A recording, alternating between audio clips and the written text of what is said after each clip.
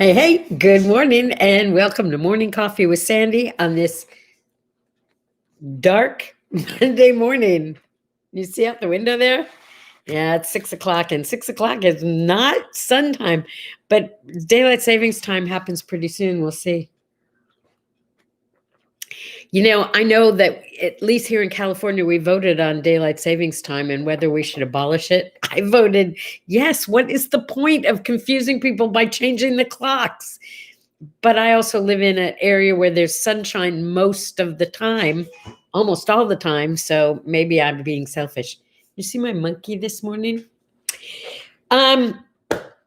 Let's get what to have for dinner out of the way. It is Monday. I know you're probably all just kind of feeling like, oh, it was a chill weekend and now we got to get back to it. Chicken fried steak.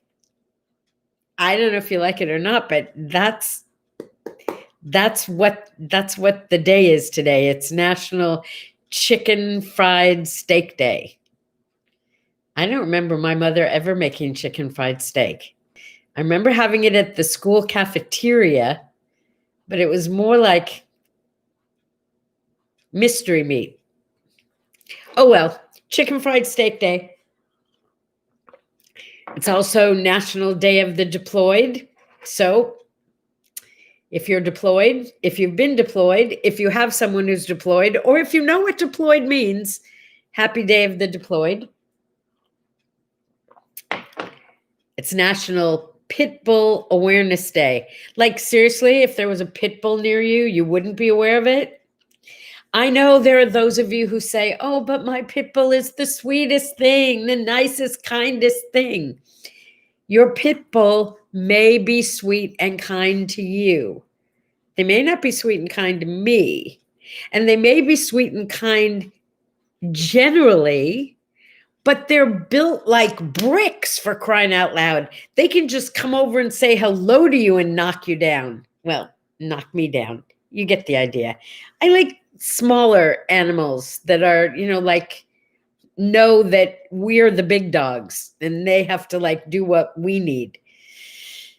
Okay, enough of that. It's National Pumpkin Day. I think that's cool that National Pumpkin Day is like a week before Halloween. So I think even though this year, at least here, we've been told trick-or-treating is out, at least go buy a pumpkin and carve it. You can still have some Halloween fun. Just because you're not trick-or-treating doesn't mean Halloween doesn't exist. You get to eat all the candy you buy. Just saying. I don't eat candy, but if you want mine, I'll send it to you. Yeah, National Pumpkin Day. So can we talk about this whole thing with pumpkin spice? Pumpkin spice latte, pumpkin spice bread, pumpkin spice spray for your house, pumpkin spice candles, seriously? I don't dislike the smell, but don't you think maybe we're overdoing it just a little bit? If I see that it's pumpkin spice, I absolutely avoid it. Absolutely avoid it. Yeah. Here's to vanilla. I can't help it. I like vanilla. Happy birthday to Hillary Clinton today. I wonder what she thinks about this election. I wonder if she has any strong feelings about it. We haven't really heard from her at all, have we? I mean, if we have, I haven't heard it.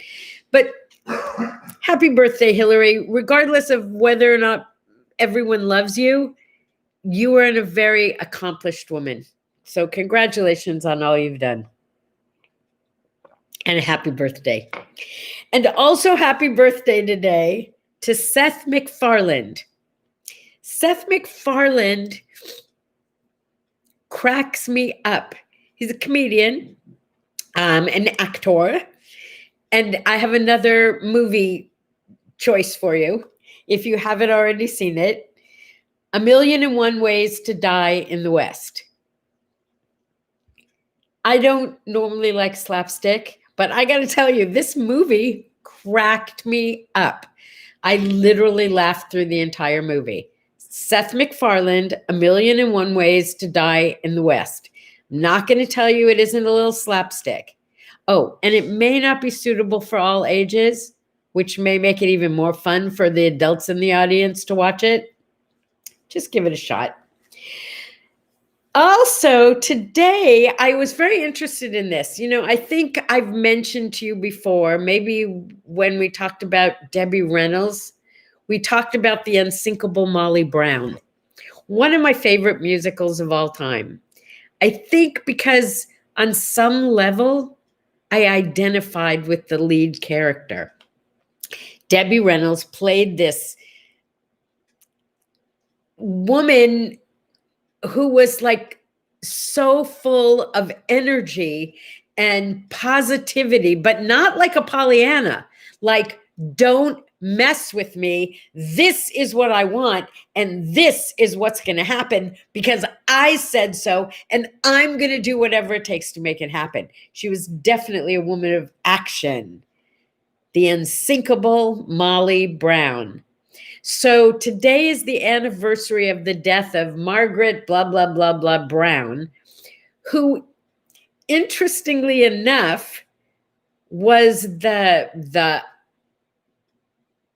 person that The Unsinkable Molly Brown was kind of modeled after, but apparently she was nothing like Unsinkable Molly Brown, except that, by reason of where she was born and who she married, and that he ended up striking it rich in mining, and they went from dirt poor to mega rich and into Denver society. But the similarity ends. She was not Debbie Reynolds, but she was Margaret Brown. Never was called Molly Brown. I guess they changed her name for the movie. But Unsinkable Molly Brown, I still like you. So, I'm preparing to close up my house. It's in escrow, which means I have to go through everything, throw things, donate things, move things, store things. I'm going crazy, right? But the kind of fun part is discovering things that you haven't looked at in quite a while. I know you've had that experience. So I found a few of these. I used to have a company called Kogo Circles. Kogo is Latin for coach. And it was a coaching business, essentially. And I would have a topic. Somebody might bring it up, or I might suggest it. And we'd be on phone calls once a week. The beginning of the week, I would give out the topic. And then on whatever night of the week it was, I would talk about the topic, open the phone lines for conversation. And we had notebooks and all kinds of things. But I also came up with the Kogo Gratitude Journal. And the journal itself, now this was years ago, so I know everybody has a journal now, but all you had to do was write words each day. That's it. You didn't have to do like a whole big thing, just words of what you're grateful for that morning. I can't tell you how fun it was to go through and see the words that I'd used and what kinds of things I was grateful for, from stuffed animals to paved roads to being loved to my hair to hot coffee to fried chicken to vanilla smells to sunsets to sunshine. No end. And I decided to keep one of the journals that was filled in, if for no other reason than, how some mornings you wake up and it just feels like there's nothing to be thankful for. Like you can't come up with the words. It happens to all of us. Well, now I have my little journal to look back in and say, oh, I could be thankful for, and there's no end to the things. But the thing I liked about the journal was the stuff at the beginning of the journal. There's so much information that I wrote back then about gratitude. And as it turns out, it's all still valid. It's all about saying thanks. And I wanted to read you a poem that I quoted in it because I think it's like special for everybody. The author is unknown, but the poem is called Realize. To realize the value of 1 year, ask a student who has failed a final exam. To realize the value of 1 month, ask a mother who has just given birth to a premature baby. To realize the value of 1 week, ask an editor of a weekly newspaper. To realize the value of an hour, ask the lovers who are waiting to meet. To realize the value of 1 minute, ask the person who has just missed the train or bus or plane. To realize the value of 1 second, ask the person who just survived an accident. To realize the value of 1 millisecond, ask the person who's won a silver medal in the Olympics. Time waits for no one. Treasure every moment you have. You'll treasure it even more when you share it with someone special. I'm going to share more of this with you in future days, because there's sample questions to get you to think about what you're grateful for when you don't know what you're grateful for, and exercises to start being grateful.